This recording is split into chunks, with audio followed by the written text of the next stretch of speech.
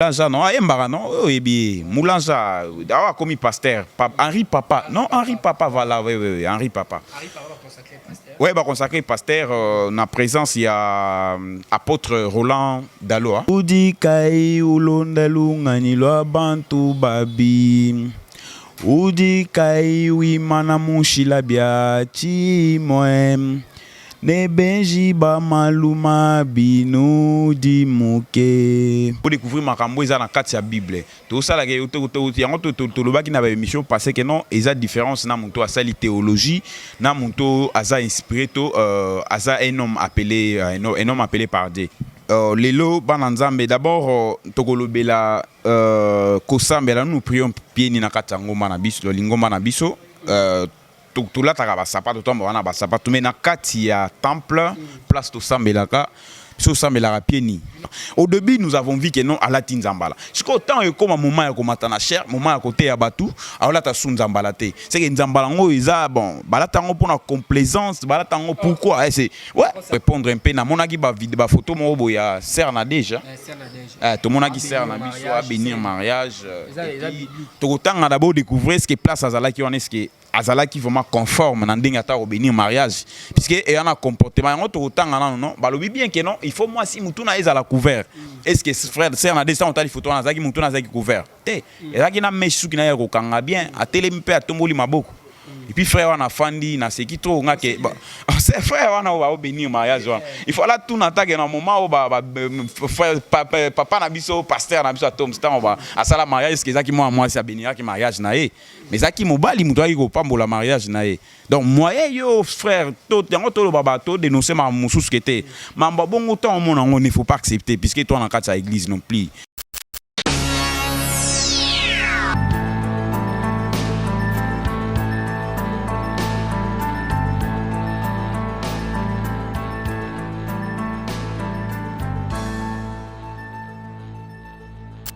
Fada. Thank you, Fada, cher ami fidèle. Bala nous sommes toujours besoin qu'on a besoin de chaîne la Bino à Forge TV. La cadre émission la Bino Flash aux vérités aux présenté par votre humble serviteur Dadi Moukoya. Je dis vraiment un grand merci d'avoir abonné la Bino à Forge. Merci vraiment de s'abonner massivement à la chaîne la Bino. Il y a Forge. Lelo la cadre Forge dans un frère la Bino André Cessa. C'est avec lui nous allons nous entretenir tout au long de cette émission. Je dis un grand merci à notre sponsor. Il y a numéro 1 de cette émission. Grâce à Langwembe, pourquoi pas na Arnaud de Kamande pour l'assistant à cette émission. Oh, merci pour ça, c'est ma caméra. La personne qui va me montrer, et bien, non, c'est Arnaud de Kamande, c'est ma caméra. Avant la caméra, la présenté Bino, invité dans la Moukola Lelo, André Cessa. Bonjour, l'homme de Dieu. Bonjour, frère Dadi Moukoya. T'es santé, Zamalam, frère. Ok, moi, j'ai dit par rapport à tout le monde, grâce à Ngolo et à Rolando, la chaîne a bien forgé. Oui, d'abord on remercie Batuto Bazwali Bako ya Olanda Biso na ba émission tout au ça là et ça l'a bien puisque les gens batu bazo commenter en faveur ya ba émission ba OCP là ba réclamer car que non tout tourner ba émission pour ba découvrir vraiment surtout na flash vérité bako ba redécouvrir ba vérité mususu oyo ezali na kati ya Bible ou bien oyo mwana nzambe fo yeba yango à tout moment toza on a pona on sale la bino ba émission toza on a pona on flasher bino ba vérité bo continuer ko découvrir yango puisque yango ko sala bino yango sala que non bo découvrir makambo eza na kati ya Bible to sala ke yango to lobaki na ba émission passé que non eza différence na monto asali théologie na monto asa inspiré to asa un homme appelé par Dieu pour yewana asa na ba maramususu to faire découvrir bino na maramususu na kati ya Bible o boyebité. Ok, merci vraiment l'homme de Dieu. Tout banda toujours na le yembo na biso, le yembo ni no mesu bala nzambe. Bon, na meli bala nzambe le yembo na psaume sur place aux allures na Bible, zo psaume chapitre 1, premier chapitre ya psaume des places na tiré cantique na royemba sikoyo. Di sanka di kudi muntu Udi kai ulondalu ngani lo bantu babi. Udi kai wi manamushi labia chi moem. Ne benji ba maluma binu di muke. Di sa. Eo di sanka di kuji muntu. Udi kai ulondelu ngani lo bantu babi. Udi kai wi mana mushila bia chi mwen. Ne benji ba maluma binu di muke. Iyo lele kunyanga malum yo yo yo kujichi. Iyo lele kunyanga malum yo yo yo kuji. Wewe mukulu anzambi kunyanga malum yo yo yo kuji. Wewe kanyimba kanzambi kunyanga malum yo yo yo kuji chilumbu. Ba. Eo bantu babi kabe nanu kunansha. Boalu badi bubison sabidi lupepa lubi mancha kudi alam. Iyo lele kunyanga malu yo yo yo kud. We mukulu anzambi kunyanga malu yo yo yo kudi chilumbu. Okay, merci vraiment à André Sessaya dans le Mbo Kitoko c'est l'émission.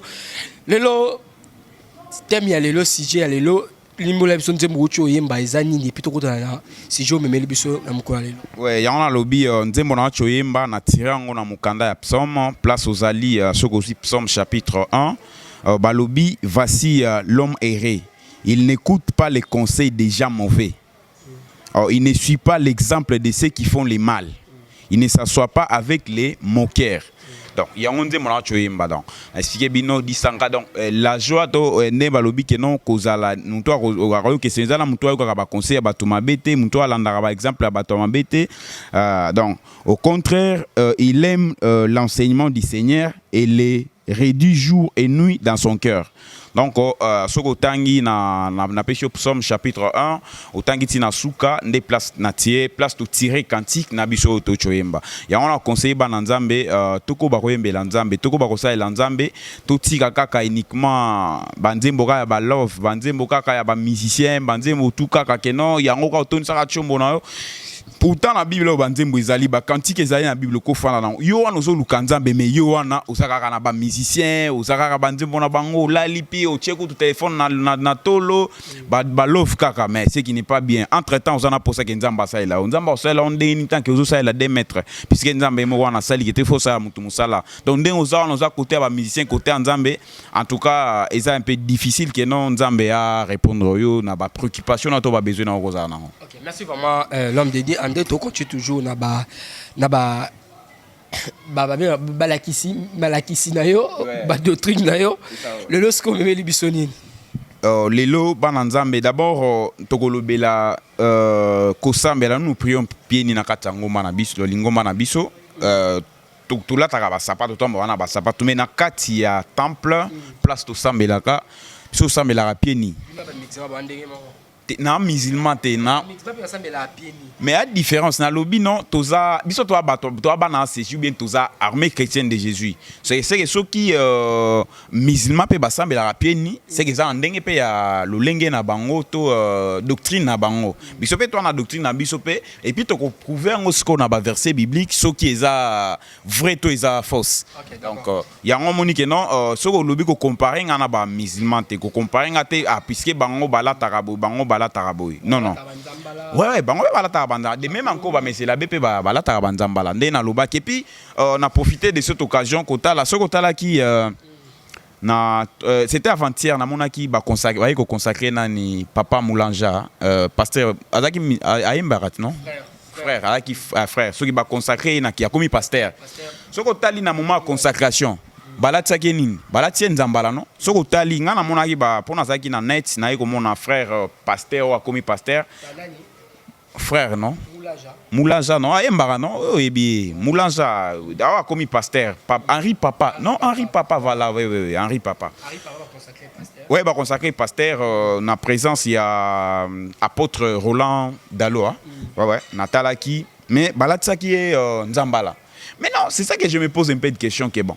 Na moment consacré, il y a consacration boulatie nzambala, bo reconnaître comme étant nzambala isa bi sacré. C'est comme tant que comme un moment comme atana cher ya komo matana ba veste ya komo mataka na ba bilamba cher et comme bon ce que né loko wana ce que ton non ça là pourquoi ils font ça au début nous avons vu que non à la tinzambala ce que tant et comme moment ya ko matana cher moment ya côté ya batu alors ta sunzambala te c'est que nzambala ngo isa bon bala tango pour na complaisance bala tango pourquoi c'est ouais mais pour ta la pour la tango soit continuer ko la tango te et ça en sens bon na lobe la tango to moni puisque nous tous ou bien yo pas mon akinga na moni ba tutu ba moni que non papa wana la ta ko tunde na la tiboye ba la ta ki nzambala pe azu pe ford a cheli kolo na ngo ba consacrer mais tant ko koma moment ya ko matana cher akola tango suste akio bomba on a palais et comme kaka ba veste yango to la tsake non eza ba mususu ba pasteur ba yebi mais moyen bandi mango eza suste to moyen ba tiango na pratique eza suste c'est de même encore na pratique on a besoin to kota na kata église to longoli ba sapato pour les uns c'est quoi eza makasi au moins eza ba loi mususu to eza ba mibeko mususu po muntu andi mango eza grave et comme elle est harmona vraiment la banda manga ndenge na bo vraiment na lati boye na longa na sapato na ngai na makolo na kota na kata lingomba makolo ngulu et donc eza passe yango ba loba pe na mama nzambe tout est difficile na mama nzambe zaka passe po au découvrir po ndima mama nzambe to po comprendre mama nzambe eza un peu difficile ya monique lelo batu baza ko bunga vraiment makasi et puis ba penguisi pe batu na makambo nzambe alobeli biso tozala yango sans plus tarder toko lobela na opesa bino ba verset biblique entre temps on a profité pe na occasion ko pesa ndeko nanga grâce lelo na postaki mo vidéo na ngai atali ba ser na biso bazo bina na kata église balati ba nini ba kitambala effectivement kitambala oyebi a condamné a seki ngai a seki que au église nini balataka ba foulard foulard autrement appelé foulard que au église nini bakolata foulard mais Nathalie sert na seki yango moni Nathalie na lobi na ye que non nde ba lobi le lobi que mon peuple est payé par manque de connaissances voilà a seki ngai mais a ko prouver nga na loko mo a contredire nga na loko mo côté mais ngai na yebi c'est que ça va attendre on peut ça yo na pesi 1 Corinthiens chapitre 11 verset 5 à 6 na kotanga nanu avant to entamer pour na aider sert puisque a posé nga question a seki ngai a lobi d'ailleurs que au église nini bango na kati na bango ba la ta ba foulard ba la ta biloko wa tete na biloko na mutu yango na romeka ko profiter ko répondre sert grâce place au landangai 1 Corinthiens chapitre 11 oyoka ke non mobali lolenge mwasi akozala na kati ya lingomba to yo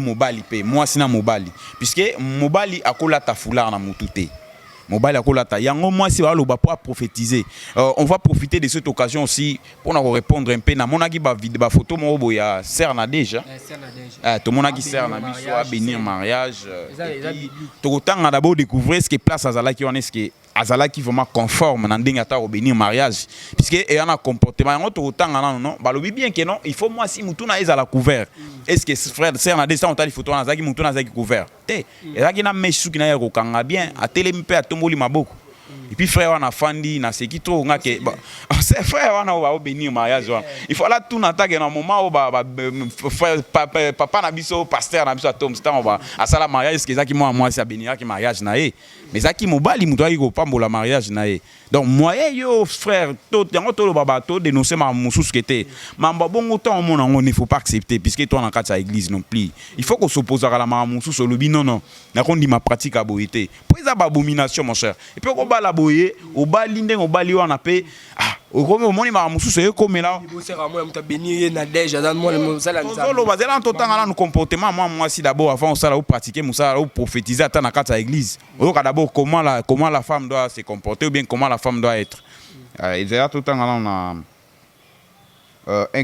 1 Corinthiens chapitre 11 au 6e verset to bandatan na 4 d'abord puisque ça va nous aider d'abord to bandana 2 en tête nangoisa l'homme et la femme dans l'église. Ozo kawan is en tête il y a 1 Corinthiens chapitre 11 yom to landa biso tanga 1 Corinthiens chapitre 11 deuxième verset. Balobi, je vous félicite de vous souvenir de moi en toute occasion et de maintenir finalement les traductions que je vous transmets. Ozo ka apôtre répondre en loba. Donc to banda ko se souvenir na ba makambu ba traduction et atikeli biso. Je voudrais cependant attirer votre attention sur ces points. Le Christ est le chef de tout homme. L'homme est le chef de la femme. Ozoka. Le chef du Christ, c'est Dieu.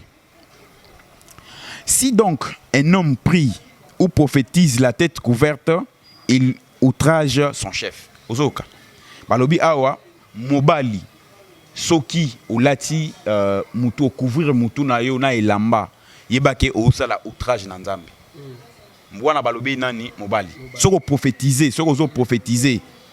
Ulati eloko na mutu yebake ne ozo sali outrage panza. Wana verset ngamu tuna lobate, ça ne vient pas de moi mais tout le temps dans la Bible. To kiti wana na 5. Balobi mais si une femme prie, soki maman ça sambeli ou bien prophétise la tête non couverte, elle outrage son chef à elle, car elle se place ainsi sur le même plan qu'une femme tondie. Osoka, sikoyo nde na tuna ba obalanda ngai, selon verset ne boyoki lango wana. Balobi ke une femme quand elle prie ou quand elle prophétise, sikoyo mutuna moke est-ce que sœur Nadège mutuna ezala ki couvert? Point d'interrogation. Yo frère okangi na omi soupe kutu yo wana makolo tchoche wana to po banda banda osambela oser fongoma bozala boza yango tolobi bozala prida na mamususu yango mais binga na tanga Bible na c'est que soki na leki na connaissance ya Bible menga na tanga Bible na lobi na zo tanga Bible eza Bible eza pa na opesa d'explication par rapport à Bible soki la ta muntu kalinga ta contredire ngai na verset biblique soki a contre azana verset biblique a contredire na ngo te c'est que na leki on comprendre pour nga na tanga verset yango verset est clair. Alors quand une femme prie ou bien quand une femme prophétise, sa tête doit être couverte. Ce qui moi sur na mutu na eza couverte, c'est que ça est d'abord outrage. Donc à offenser Nzambe, on comprend. To continuer na 6. Si donc une femme ne se couvre pas la tête, pourquoi alors ne se fait-elle pas aussi tondre les cheveux? Pona nini bana basi, ce que ukangi mutu na pona ni bolinga bakata bino suki te. Yo mona dama sandi mabakata suki.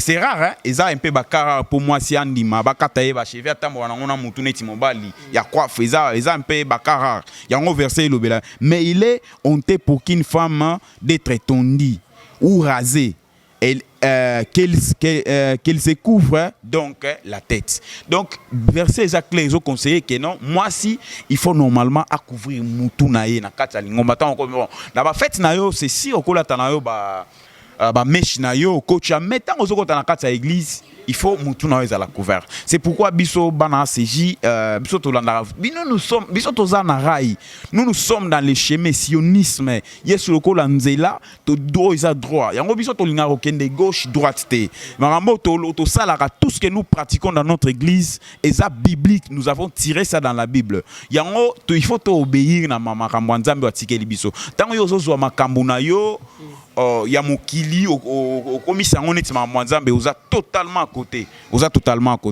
sans plus attendre na repé sabino deux versets mususu pour na repé ça moi réponse puisque bato belé ba Nzambe belé batuna biso est-ce que neni to moni frère et sœur na deji mambo est-ce que marambwana bon bato mususu ngape na zwa kitan reposter ngo surtout hein ouais na posta yango na zui ba sœur mususu ba lobi non et komi batake bino bozo finga to finga te eza critique tende mutu nzamba poni ba poni e pa nzambe ah yo mo place ni ba poni sœur na biso ba poni eta baba nzembu na yo sœur na deje yango moni lobi vraiment ma émission passée na ebisa ki que mutu d'abord face à l'exemplaire à papa na ye faut moi na nde autour et ça nga papa mo boy papa nani o na na isa yo papa le obi chalamona nde akufi boy est-ce que musique chalamona obeta ma susu te puisque pourquoi puisque atikeli biso mwana te soka azalaki na mwana na ye moi si atiki oyoka ke non tango obeta boy balobi wana vraiment maman na ye chalamona mais na minute ata musicienne mususu abimi azoyemba lokola chalamona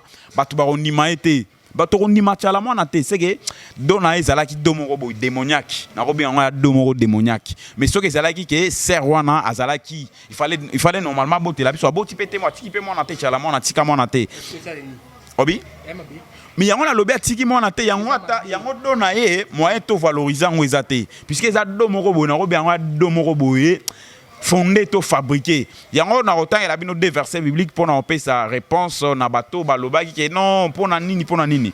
À place nous avons 1 Corinthiens chapitre 14 34e verset. Nous allons écouter ce que la Bible nous dit. On dit que la femme n'intervienne pas dans les assemblées, car il n'est pas permis de se prononcer, qu'elle sache se tenir dans la soumission comme la recommande aussi la loi. C'est que ça m'a beaucoup. Donc, moi si, la femme peut prophétiser. Moi, la femme peut prophétiser. Moi, ça cause la prophétie à l'obi, si ma prière à l'obi. Mais ce n'est pas que. Bon, puisque moi, je comprends maintenant que tu vas moderniser ma cambo. Pour l'obi qui était liboso, la femme était moins considérée. Ce qu'on est comme dans le 21e siècle. Les autres, je répandrai tout mon esprit dans toute chair. Est-ce que on répand d'esprit dans pas mon bal, on répand d'esprit dans toute chair. Clair na verset biblique on a opé ça yo zolo baba verset lo ba wana keno. Oui, c'est espèce anini. Le quoi la Saint-Esprit non? Neto le que Saint-Esprit moi ça ko prophétiser na kata lingomba. Ce n'est pas interdit. Moi ça cause à la paix prophétesse à ko prophétiser moi c'est à cause à la diagonesse et pas besoin to binga ngo ba mama diagonesse.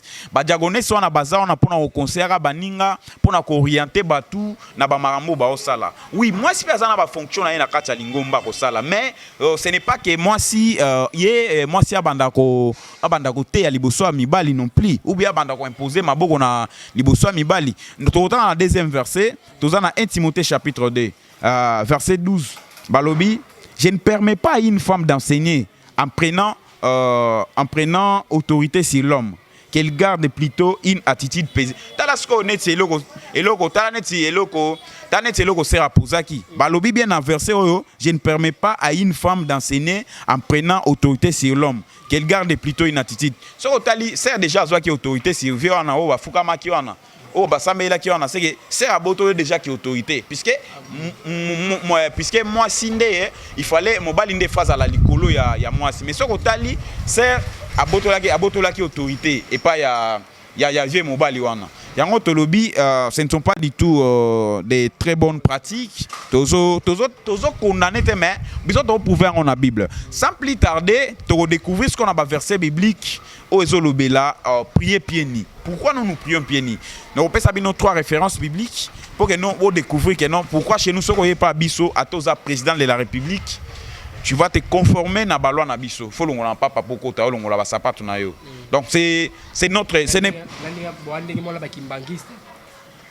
bon, ko comparer na kimbangiste était d'abord.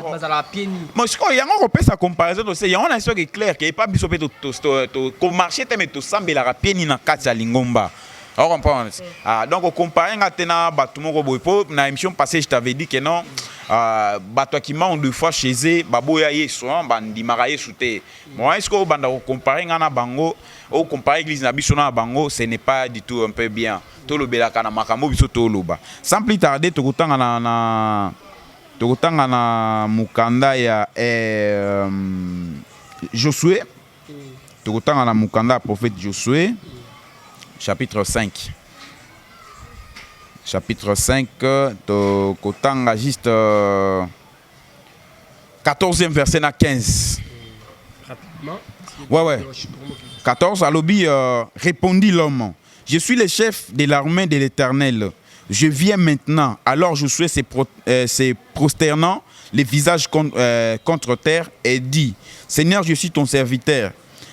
Quels sont tes ordres? Ok, je souhaite d'abord tant en mimoni qui a ça en présence Yanzambe. À tout Nanzambe, quels sont tes ordres d'abord? À tout Nimibe Konayo, quels sont tes ordres que tu as? Au cas où réponse à Yanzambe. Alobi, le chef de l'armée de l'Éternel lui répondit, ôte tes sandales de tes pieds, car l'endroit où tu te tiens est un lieu saint.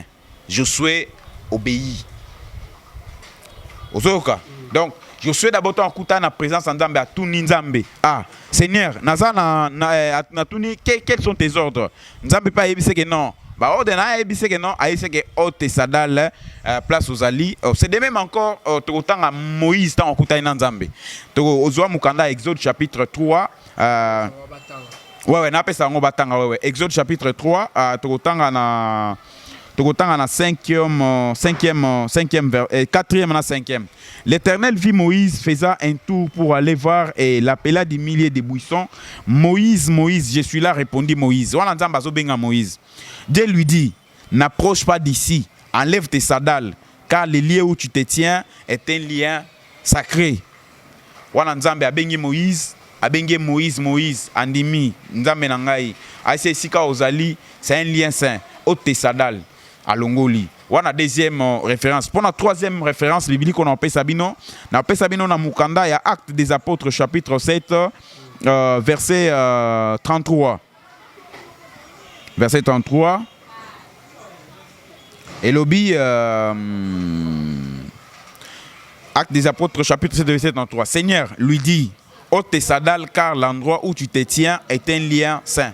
Yango tolobaka, au moni Ancien Testament, eza ombre ya makambo ezoya na Nouveau Testament. O balobeli. Sokotali, eza loi eza dans l'Ancien Testament. Même chose bali qu'on répète en Actes des Apôtres ou bien dans le Nouveau Testament. Yango skoyo eza ba pratique ebele na kati ya Bible. Que bande qu'on a biso nos frères, nos pasteurs respectivement partout ils sont. Bazoko kakotal saba na Nzambe te. Pourquoi? Nde balobaka nzete soki tengama moyen et nzete déjà soki tengama moyen telema lisusu ezala lisusu te. Moyen telema lisusu ezala lisusu te. Yango omona ke non biso bana Nzambe tokoba kosala ba recherche, tokoba koluka ba vérité. Tout ce que nous parlons ici, nous ne venons pas attaquer quelqu'un, tous attaquer Moutouté, mais tous l'accent de vérité. Ce qui est au lingi au contredire ngai, oh tu es libre, tu m'appelles sur mon numéro, tu me dis non frère, place au lobby en loba qui est à la bongoté. Tu me prouves aussi avec qu'on pouvait surtout la connaissance, puisque moi je ne parle pas de la connaissance ici, mais plutôt je parle de ce qui sort de la Bible. Okay. Merci vraiment frère André, Touromoko Balasuka. Vraiment c'est une déjà minute par rapport à Mamignon sur l'obéli. Et frère Andazawana, so monique mamba zolo banaloba mais na beta rasite so monique mamba frère Andazolo ba kenon ezosi ezali banda ya Bible to ezali banda ya doctrine benga cha commentaire benga biso benga numéro journaliste so za posa pa roleka émission plateau Zawana so pe boza posa osala débat na frère Andazawana bosa né débat na chabino plateau bosa né débat au contredire mambo zoloba frère neto comme na suka émission mot de la fin numéro téléphone so ba poto on là ba programme. Merci bandeko na biso bolanda biso. À chaque fois je répète toujours, si tu as un problème qui a persisté longtemps, tu n'as jamais trouvé une solution. On a prié pour toi basin rayoka bambongo église alelo et comment pour ba boyamba pasteur fombongo. Nous sommes là, on a dit hein, vous avez reçu gratuitement, donné aussi gratuitement. Je t'appelle, je t'invite, c'est samedi d'ailleurs toi na clip na Saba tozana avec Nabiso à Outil Bumbashi, papa Kalala, Azana Biso na Kina déjà ressemble à Nabiso. Sauf que si tu as un problème, tu as besoin d'une prière. Ozana problème et tout Isarayo Makas, je t'invite ce samedi na Katsa église Nabiso, appelle-moi sur mon numéro 097 36 45 377. Na Koyambayo 097 36 45 377. To ressemble à Elongo et puis Nzamba Osala, Izana Batumusu Bassin Rabino Bala. To ressemble à l'autre. To ressemble le puis Yomogo Europé sa témoignage Simanango. Yango na je profite de cette occasion pour passer à Shalom na papa Kake c'est Moïse et puis notre représentant là où il est, sans oublier mes frères et sœurs Iberti Oyemoko place aux Ali mon cher.